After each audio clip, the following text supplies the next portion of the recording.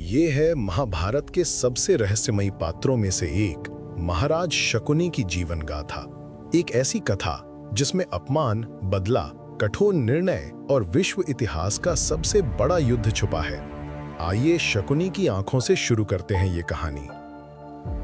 बहुत समय पहले गांधार देश, जो आज के अफगानिस्तान में था, एक समृद्ध और शांतिपूर्ण राज्य हुआ करता था।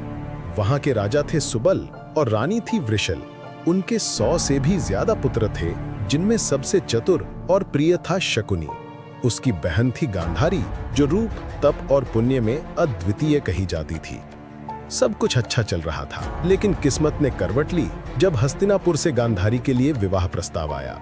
वो प्रस्ताव लाया गया धृतराष्ट्र के लिए, जो जन्म से अंधे थे। परिवार में चिंता की लहर दौड़ गई, क्योंकि अपनी प्रिय बहन का जीवन एक अंधे राजा के साथ कैसा होगा, इसका अनुमान शकुनी को भी था।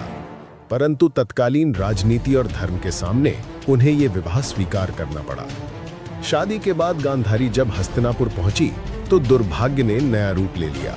धृतराष्ट्र को ज्ञात हुआ कि गांधारी का एक बार कुंडली दोष के कारण एक बकरे से प्रतीकात्मक विवाह कराने की अफवाह थी। बस यहीं से कहानी का मोड़ शुरू हुआ। धृतराष्ट्र ने राजा सुबल और गांधार परिवार पर धोखे का आरोप लगाया। अपमानित और क्रोधित होकर धृतराष्ट्र ने अपने ससुर राजा सुबल, रानी वृषल, शकुनी और उनके 99 भाइयों को कारागार में बंद करवा दिया। उन्हें सुस्ताने और जीने के लिए प्रतिदिन सिर्फ एक मुट्ठी चावल और थोड़ा सा पानी दिया जाता, इतना जिससे मात्र एक व्यक्ति जीवित रह सके। हर दिन मौत का चक्कर काट रहे राजा सुबल और उनके पुत्रों ने मिलकर तय किया कि सब अपने अपने हिस्से का भोजन त्याग कर सिर्फ शकुनी को देंगे, क्योंकि वही सबसे बुद्धिमान, राजनीतिक और रणनीति में निपुण था। सबकी इच्छा थी कि शकुनी जीवित रहे, अपने परिवार के अपमान और विनाश का बदला ले सके। समय बीतता गया, एक एक करके 99 भाई मौत का शिकार हो गए। आखिर में अपने अंतिम क्षणों में राजा सुबल ने धृतराष्ट्र से विनती की कि कम से कम उनके सबसे छोटे, सबसे योग्य बेटे शकुनी को आजाद कर दिया जाए। धृतराष्ट्र ने अपने ससुर की अंतिम इच्छा मानकर शकुनी को रिहा कर दिया। लेकिन उस आखिरी रात जब पूरा परिवार मृत्युशैया पर था, शकुनी को अपमान का कभी ना भूल सकने वाला घाव देने के लिए उसके पिता और भाइयों ने उसकी एक टांग तोड़ दी, ताकि वो जीवन भर उनको याद रखे और अपनी प्रतिज्ञा ना भूले। मरने से पहले राजा सुबल ने शकुनी से एक और वचन लिया। उन्होंने अपनी हड्डियों से पासे बनवाने को कहा। उन्होंने कहा, इन हड्डियों के पासे हमेशा तुम्हारे नियंत्रण में रहेंगे और इनसे ही हमारे अपमान का बदला लेना। शकुनी आजाद हुआ, लेकिन उसके हृदय में अपने पूरे वंश के विनाश की ज्वाला थी। उसके चेहरे पर कभी भी मुस्कान नहीं लौटी। वो अपनी बहन गांधारी के साथ हस्तिनापुर में ही रहने लगा। वहां धीरे धीरे उसने कौरवों, खासकर दुर्योधन को अपने वश में कर लिया।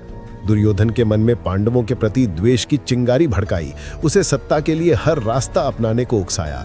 शकुनी की चालों ने हस्तिनापुर के शांत समृद्ध साम्राज्य को धीरे धीरे उलझनों और घृणा की आग में ढकेल दिया। शकुनी ने राजनीति, बुद्धि और छल में वो कौशल दिखाया जो लक्ष्य तक पहुंचने के लिए हर सीमा पार कर गया। सबसे प्रसिद्ध उसका जुए का खेल है, जो महाभारत युद्ध का असली कारण बना। उसने पिता की हड्डियों से बने अपने पासों का इस्तेमाल किया, वे पासे जो पिता मरते हुए सौंपे थे। ये पासे शकुनी के हाथ में आते ही उसकी आज्ञा का पालन करने लगते। शकुनी ने युधिष्ठिर को आमंत्रित किया, बस एक बार चौपड़ खेलो, जिसमें पांडवों ने अपना सब कुछ खो दिया, राज्य, संपत्ति, परिवार और यहाँ तक कि द्रौपदी की अस्मिता भी। जुए की सभा में शकुनी के छल और पासों की ताकत ने हस्तिनापुर को ही नहीं, पूरे भारतवर्ष के भविष्य को दांव पर लगा दिया। शकुनी ने सुनिश्चित किया कि दुर्योधन समेत सारे कौरव अहंकार और ईर्ष्या के मार्ग पर चलें, शांति का रास्ता हमेशा के लिए बंद हो जाए। उसने पांडवों को जुए में हरवाया, उन्हें वनवास भेजवाया और द्रौपदी के चीरहरण जैसे घिनौने षड्यंत्र में भी उसकी केंद्रीय भूमिका रही। इस सब के पीछे उसका वही एक उद्देश्य था, हस्तिनापुर वालों को वैसी ही पीड़ा देना जैसा उसके परिवार पर बीती थी। उसने भीष्म पितामह से व्यक्तिगत प्रतिशोध भी लिया, क्योंकि कारावास और अपमान के समय हस्तिनापुर के सबसे बड़े संरक्षक ने भी अपने मुख से एक भी शब्द नहीं निकाला था।